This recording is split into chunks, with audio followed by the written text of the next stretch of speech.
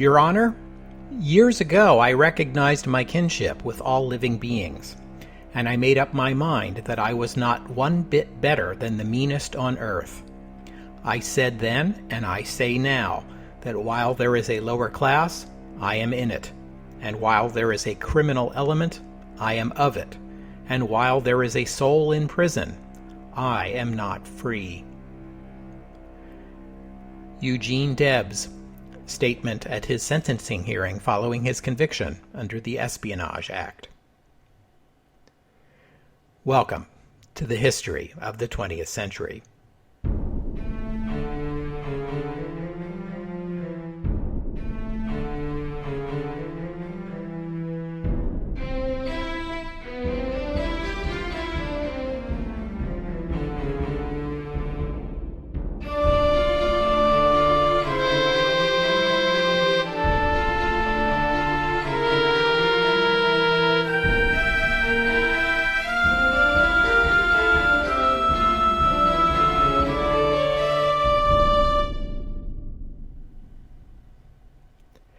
Episode 158, So Thoroughly Policed. We're back in the United States today. I have a few topics I'd like to raise related to the U.S. entering the Great War, some of which I include for their own sakes, others because they relate to the larger question of how the war is affecting modern liberal democracy. I call that the liberal crisis, which will be the focus of next week's episode. For today, we'll stick to the United States. We've already discussed on this podcast the British shell shortage, episode 110, and the British conscription crisis, episode 116. When the United States entered the Great War, it found itself facing circumstances not so different from what the United Kingdom faced in 1914. The U.S. had only a small standing army, and it would take time to build it up to the size required to make a meaningful contribution on the Western Front. And like the British government, the U.S. government has traditionally eschewed government-controlled arms and munitions manufacturing in favor of purchases on the open market. The U.S. had one big advantage, though. It could learn from the experience of its alliance partners. As we saw in episode 142, the U.S. government leapt right into conscription with a minimum of debate, having learned from the British experience. The British experience with shortages of munitions was also an object lesson for Americans. The Wilson administration learned from that experience, and, infused with Woodrow Wilson's new determination to win the war and win it as quickly as possible, set about the task of creating government agencies to manage America's wartime economic needs, with an eye on avoiding the kinds of shortages and supply bottlenecks that had bedeviled the other belligerents in 1914 and 1915. In July 1917, the U.S. government set up the War Industries Board to coordinate procurement between the War Department and the Navy Department. The board would soon be led by the 47-year-old Bernard Baruch, a Jewish American born in South Carolina, who had become one of the biggest financiers on Wall Street and an advisor to Woodrow Wilson. In this capacity, Baruch soon became a key figure in American war planning, scheduling U.S. military purchases of agricultural products and manufactured goods, and unknotting the difficulties in shipping these supplies to Europe. I mentioned airplane patents before in episode 48, but let me remind you that the Wright brothers invented the first airplane, more or less, and for the past decade have been fighting patent battles with other airplane manufacturers, especially Glenn Curtiss, to the detriment of the domestic airplane industry in the U.S. Once America was in the war, a war in which airplanes were becoming a critical military technology, the U.S. government twisted arms to establish the Manufacturers Aircraft Association. Now, Wright and Curtiss would pool their airplane patents in the association, which would license them to manufacturers, finally resolving patent disputes that had bedeviled the federal courts in the U.S. for years now. And speaking of agricultural production, the United States has a fertile and productive agricultural sector, but we've already seen how the bad weather and poor harvests in Europe in 1916, which led to the turnip winter in Germany, have created food shortages everywhere. Even the U.S., a nation accustomed to food surpluses, faces shortages because the Allies are snapping up the fruits of America's farms. Meat, wheat, and sugar are in particularly short supply. This led to the passage of the Food and Fuel Control Act in August 1917, sometimes known as the Lever Act after its principal sponsor, Asbury Lever, a Democratic member of Congress from South Carolina. The Lever Act was controversial since it granted the federal government sweeping new powers to control virtually every aspect of the production and distribution of food and fuel in the United States. One consequence of the act was the creation of the Federal Fuel Administration, which was run by the 54-year-old Harry Garfield, son of the former president, who at the age of 17 had been an eyewitness to the assassination of his father. Garfield had broad powers to set coal prices and determine who did and didn't get coal. The FFA encouraged heatless Mondays, shorter work weeks, and could and did deny coal supplies altogether to civilian factories when the agency deemed it necessary to keep shipping and war-related industry supplied. The Lever Act also gave the nation the United States Food Administration. And to lead this agency, Woodrow Wilson tapped the 43-year-old mining engineer and businessman Herbert Hoover. We last met Hoover in episode 15 when he was working in China and found himself in the middle of the Boxer uprising in Tianjin. He subsequently became a successful businessman, yet retained his skill at turning up in the middle of conflicts. He was working out of London in 1914 when the Great War began. Hoover joined a committee of other American businessmen in London that organized to help stranded American civilians make their way out of the war zones and back home. But no sooner had that crisis been sorted out than Hoover turned his attentions to a new one, the plight of civilians in German-occupied Belgium. This is a story I've been meaning to tell you sooner, but it never quite made the cut in previous episodes, so we'll take care of it now. The densely populated nation of Belgium was never self-sufficient in foodstuffs, and after the war began, the British blockaded Germany, and Germany refused responsibility for providing food to Belgium, and a humanitarian crisis was in the making.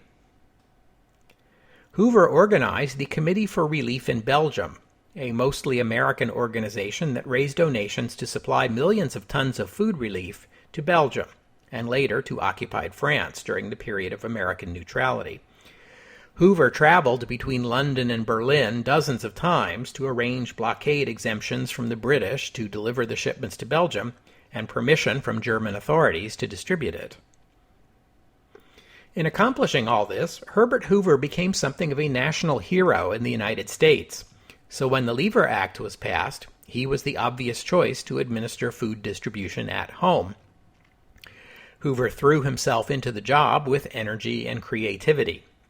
As a firm believer in the virtues of voluntarism, Hoover and his agency pushed Americans to reduce their consumption of critical foodstuffs voluntarily, calling for meatless Mondays and wheatless Wednesdays, and publicizing slogans like "Save beans by all means," and "Wheatless days in America make sleepless nights in Germany." Parents told their children they couldn't put sugar on their breakfast cereal because Mr. Hoover wouldn't like it. Hoover's agency was successful enough that even though Congress had granted the administration authority to impose rationing on the American public, it proved unnecessary and was never implemented. It's telling that the appointment of prominent people like these to these newly created emergency government positions spawned the creation of a new bit of American political slang, the czar. The newspapers took to calling Bernard Baruch the industry czar, and Harry Garfield the fuel czar, and Herbert Hoover the food czar. Appearing as it does just weeks after Nikolai II was deposed in Russia, this usage smacks of some pointed irony, an example of good old American skepticism regarding government agencies and the presumed authorities and experts who administer them.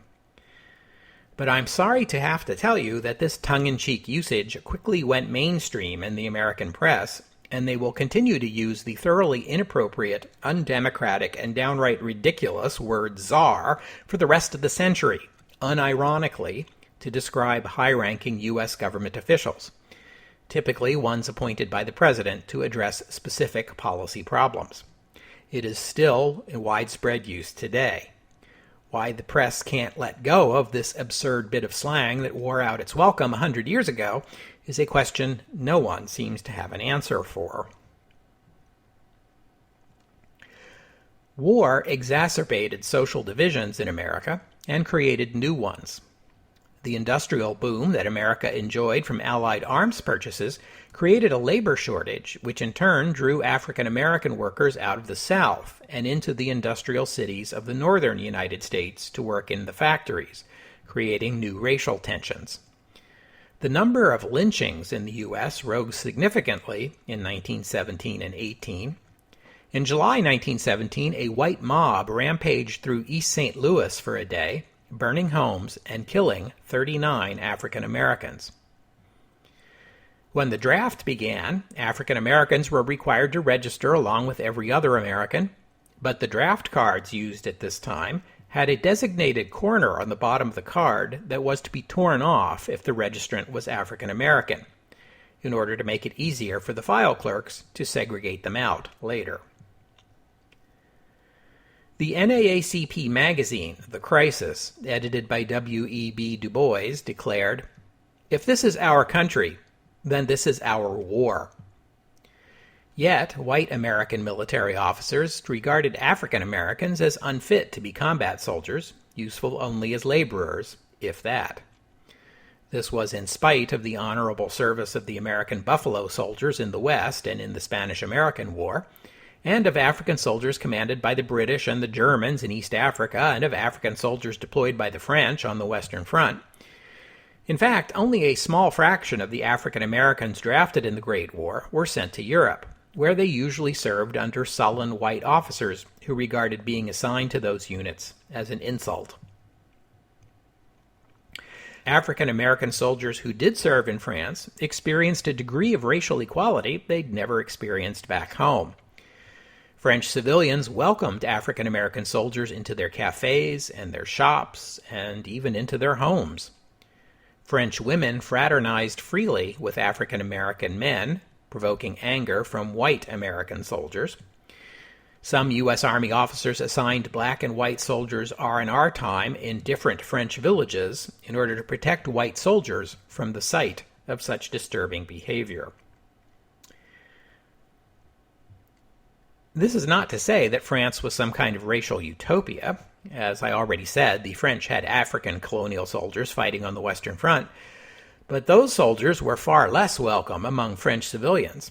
The French regarded African Americans as more civilized than native Africans, though that might just be a euphemism for the Americans have U.S. dollars in their pockets.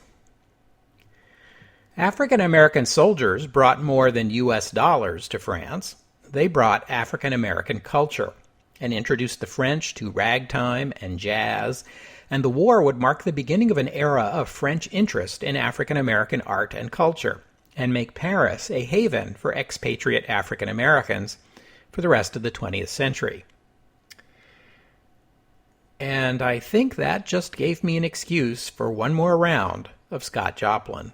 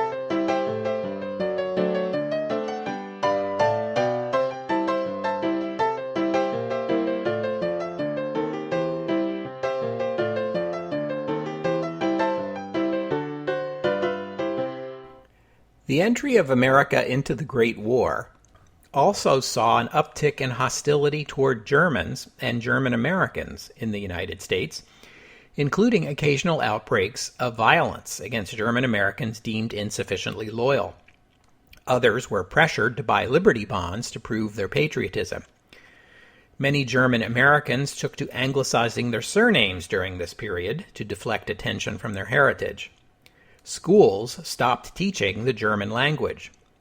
Words of German origin fell out of favor. Sauerkraut became Liberty cabbage, and Dachshunds became Liberty pups. You couldn't even say German measles. While the state of Nebraska won up the rest of the country by outlawing the teaching of any foreign language at all anywhere in the state, publicly or privately, to any child before they entered 8th grade. That'll show the Kaiser. The U.S. Supreme Court would find this Nebraska law unconstitutional in 1923. Another area of American life where anti-German sentiment manifested itself was in the realm of classical music. Many U.S. symphony orchestras of this time included German conductors and musicians and played heavily German programs, and when the U.S. entered the war, these became matters of controversy. The most extreme case is that of Karl Muck, the music director of the Boston Symphony Orchestra, a German-born Swiss citizen. In October 1917, the Boston Symphony played in Providence, Rhode Island, where the newspaper, the Providence Journal, ginned up a controversy by accusing Muck of being pro-German and daring him to prove them wrong by playing the Star-Spangled Banner at the beginning of the Providence concert. The orchestra did not. This wasn't Muck's decision. It was made in the front office by symphony officials who dismissed the paper's challenge as a cheap publicity stunt, and Muck himself never even heard about it until afterward. But a national outcry arose against the Boston Symphony, which found its concerts canceled and its patriotism impugned by newspapers, patriotic organizations, clergy, other symphony orchestras, and Theodore Roosevelt. The orchestra apologized and began playing the Star-Spangled Banner at every concert with Muck's approval, but the critics did not relent. In March 1918, Muck was arrested and interned as a dangerous enemy national, along with 29 other musicians from the Boston Symphony, where they joined fellow internee Ernst Kunwald, conductor of the Cincinnati Symphony Orchestra. The Boston Symphony lost so many musicians that the future of the organization was in doubt, though obviously it survived and is still performing in our time. Karl Muck was deported to Germany after the war, where he continued to conduct for the next 14 years until his retirement. Unsurprisingly, he declined all invitations to return to the United States. Of course, many German Americans served with distinction in the United States military during the Great War, up to and including the commander of the American Expeditionary Force, John Pershing, who was himself descended from Pennsylvania Germans, and Eddie Rickenbacker, the son of German-speaking Swiss immigrants who became America's most accomplished fighter pilot of the era, shooting down 26 enemy aircraft. He will be the most decorated American of the Great War.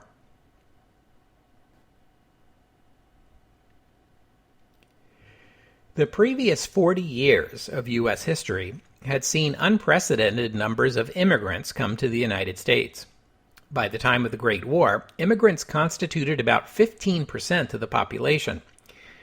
Perhaps inevitably, the early 20th century saw rising tensions between immigrants and native-born Americans. I've alluded to this a few times before on the podcast. These tensions rose for a variety of reasons. Religion was one. The more recent immigrants were likely to be Catholics or Orthodox or Jewish, while many Protestant Americans felt the U.S. was, by history and tradition, inherently a Protestant nation, and that admitting immigrants of other faith traditions would undermine American values.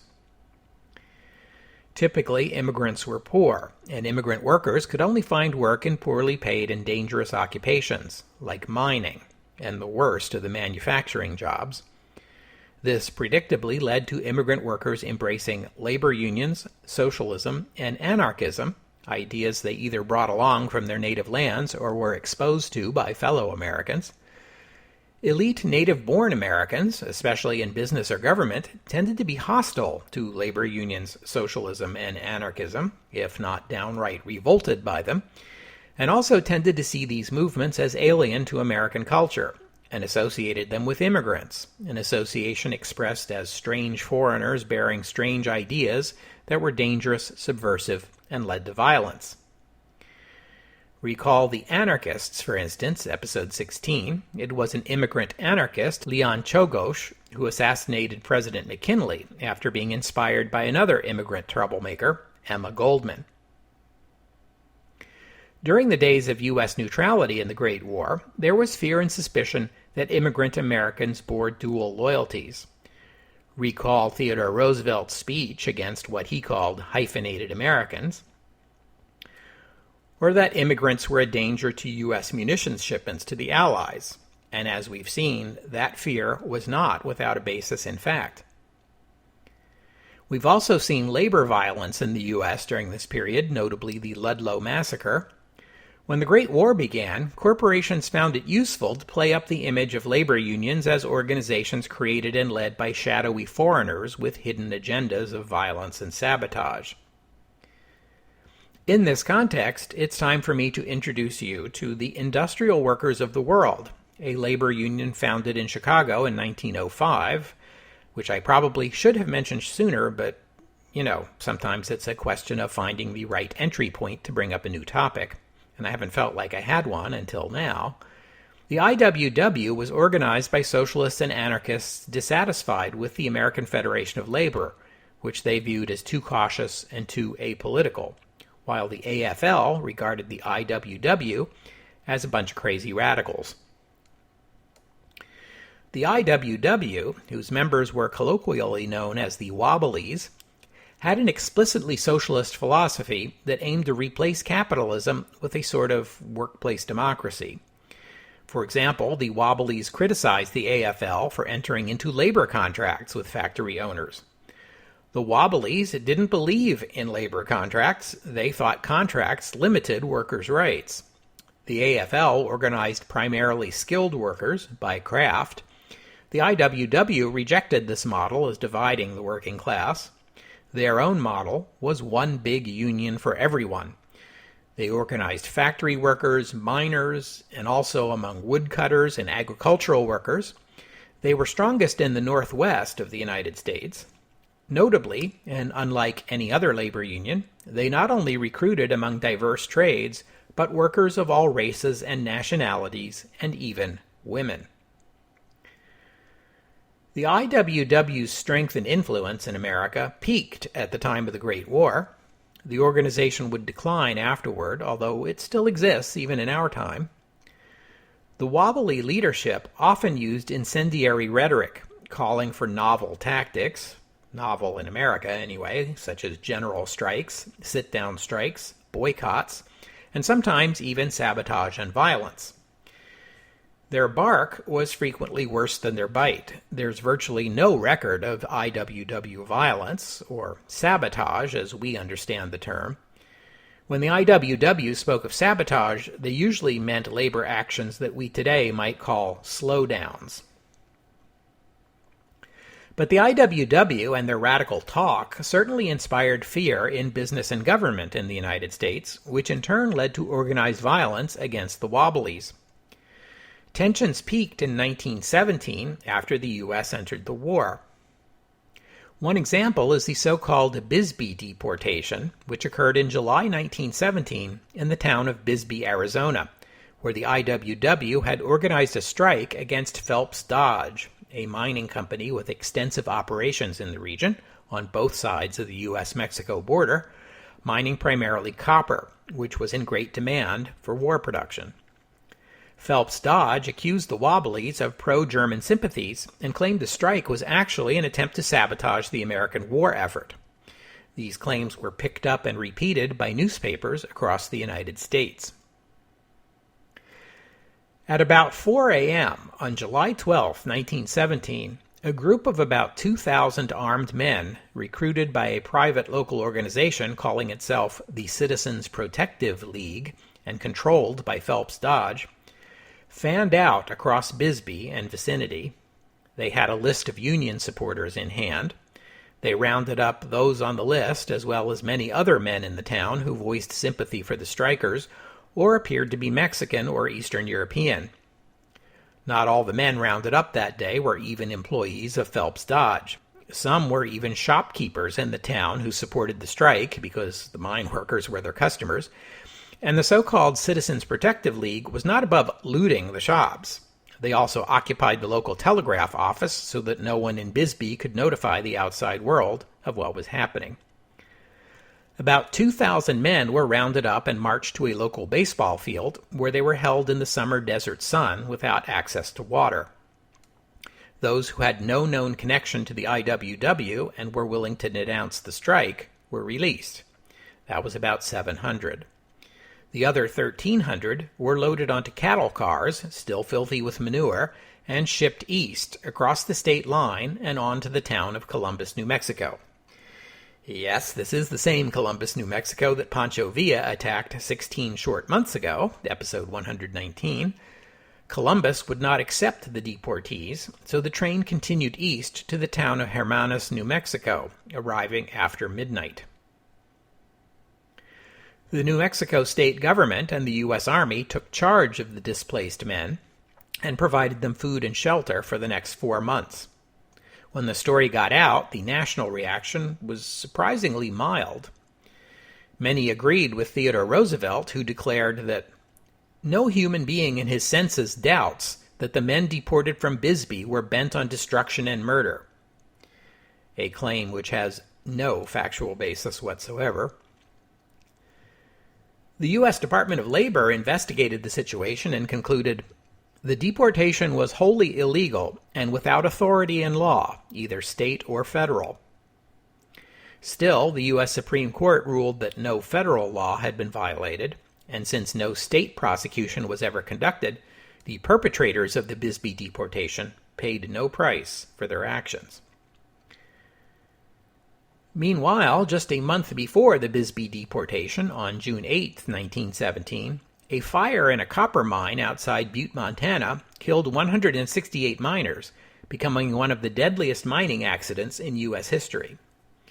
The disaster triggered a strike against the Anaconda Mining Company, which at that time controlled 10% of the world copper production and 90% of the state government in Montana, although it must be acknowledged that Anaconda did not own the mine where the fire took place. An IWW labor organizer named Frank Little came to Butte in July 1917, in the aftermath of the mine fire, to attempt to organize the copper miners. The local copper industry had once been heavily unionized. Anaconda had broken the unions once and fully intended to do it again. Frank Little, by the way, had just come from organizing workers in Bisbee, Arizona, of all places. He was not involved in the deportation. He arrived in Butte on July 18th, just a few days after the Bisbee deportations. Little arrived in Butte on crutches. He'd sprained his ankle back in Bisbee. By some accounts, he also had back and neck injuries from earlier beatings at the hands of various corporate thugs. Again, in Butte, as in Bisbee, the company accused the strikers of being pro-German saboteurs, out to undermine the U.S. war effort. On August 1st, just before dawn, 6 masked men kicked open the door to the boarding house room where Little was staying, beat him, and hauled him out into the street. Still in his underwear, he was tied to the bumper of a car, dragged through the streets of Butte, and then hanged from a railroad trestle.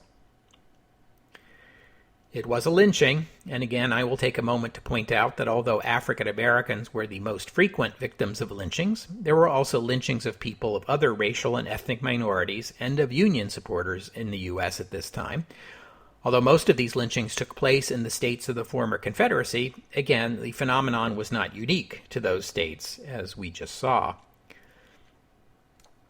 It was in these fraught times that the Wilson administration asked Congress to pass the Espionage Act, one of the darkest moments in American history from a civil liberties perspective. It is a low point of Wilson's political career, and it is still on the books in the U.S. to this day. Woodrow Wilson had actually been pushing for something like the Espionage Act since 1915, when the U.S. was still neutral, but had been unable to persuade Congress. Now, with a war on, Wilson tried once again, and was more successful this time. The Espionage Act made it a crime to convey information on national defense to a person not entitled to have it, an American version of the British Official Secrets Act. The act also made it a crime to interfere with U.S. military action, support U.S. enemies, incite disloyalty in the armed forces, or interfere with recruitment. Woodrow Wilson also wanted a provision in the Espionage Act that would allow the U.S. government censorship powers over the nation's publications, but the U.S. Senate stripped the censorship provision out of the bill by a vote of 39 to 38. Wilson had to be content with a provision that allowed the post office to refuse to provide mail services to publications deemed subversive. Of course, no magazine in 1917 can reach an audience beyond its local community without access to the U.S. Post Office, and Wilson's Postmaster General, Albert Burleson, wielded his new powers with a heavy hand. He banned Watson's Magazine, which was a vicious, racist, and anti-Catholic publication produced by Georgia Democrat Tom Watson. Watson had once had more moderate views, and was even William Jennings Bryan's vice presidential candidate in the 1896 presidential election. But, like many white Southerners, his views on race had retrograded since then. He was now an explicit white supremacist, and more to the point, a vocal opponent of U.S. involvement in the war and of Woodrow Wilson. Watson's Magazine aside, though, most of the publications banned by Burleson were socialist, socialists being anti-war, including the Milwaukee Leader, the New York Call, and Leon Trotsky's old hangout, the Jewish Daily Forward. Even publications that generally supported the administration took Wilson to task for these actions, including, notably, the magazine The New Republic, recently founded by journalist Walter Lippmann, and generally pro-war, pro-progressive, and pro-Wilson. If this is hard to understand, bear in mind that this was the same time as the Selective Service Act was going into effect, and as you'll recall, the act relied on young men voluntarily registering. There was a fear in Washington that anti-war and anti-draft political activism could interfere in the process and slow the already slow process of building up the U.S. Army into a force capable of fighting on the Western Front. You and I know that these fears were in vain, and the draft will not be materially affected by anti-war writings or speeches, but the fear was a real one. The U.S. Justice Department, under Wilson's Attorney General, Thomas Gregory, was responsible for criminal prosecutions under the Espionage Act, and there were hundreds of these prosecutions, again mostly aimed at socialists because of their anti-war views.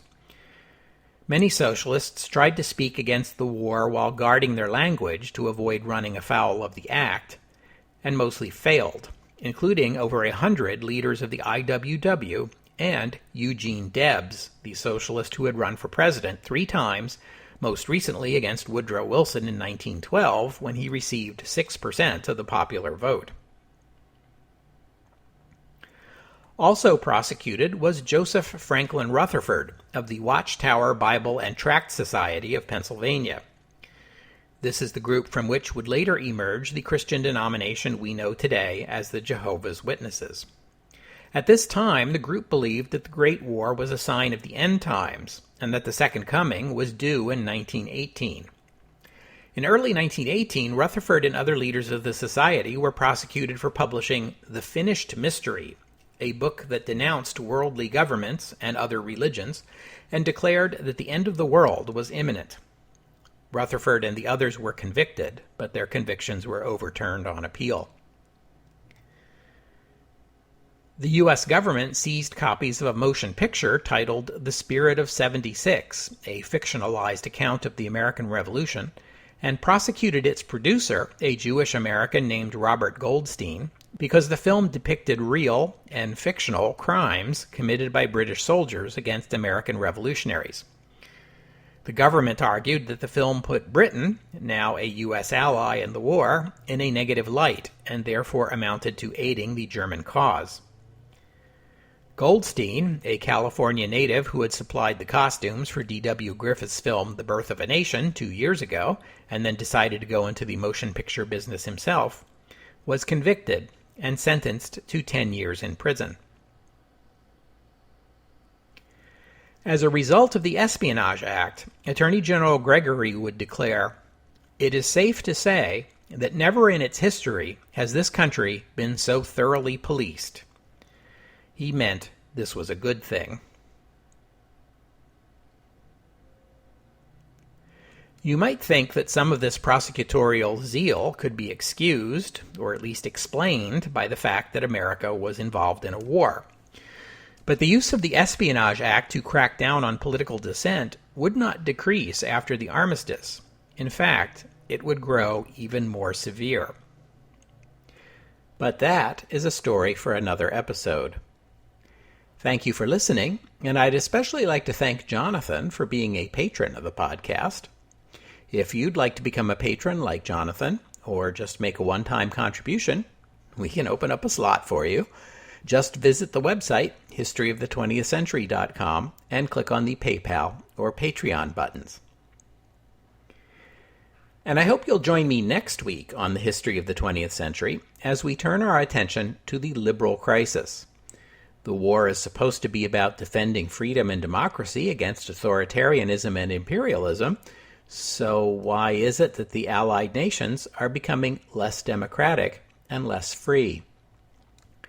The liberal crisis, next week on the History of the 20th Century. Oh, and one more thing. I should mention that the Espionage Act is still on the books today, and Espionage Act prosecutions are very much still a thing in the United States of our time, usually for the crime of passing classified information to a foreign power. But one concern that modern civil liberties advocates voice about the Act is a recent trend toward prosecutions based not on the passing of classified information to enemies of the United States, but to the press for release to the public. Individuals who might well be viewed by some as whistleblowers have recently been charged under the Act. You might recognize some of the names: Chelsea Manning, Edward Snowden, Reality Winner, Julian Assange. Even in the 21st century, the Espionage Act remains controversial.